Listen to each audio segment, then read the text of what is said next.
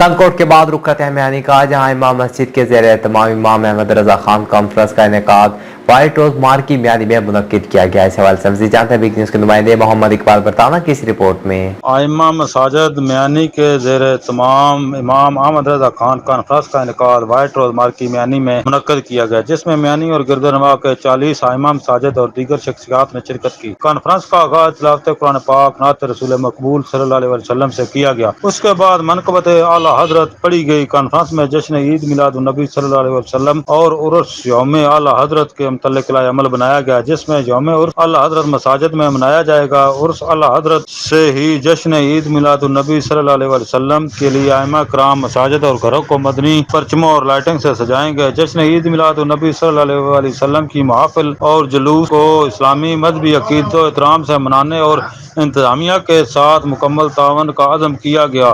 Conference کے آخر میں FGRF کا تعارف کروایا گیا اور ملک پاکستان اور پاکستانیوں کے لیے خصوصی دعا کروائی گئی۔ کیمرہ مین ٹیم کے ساتھ محمد اقبال برطانہ، بگ نیوز میانی۔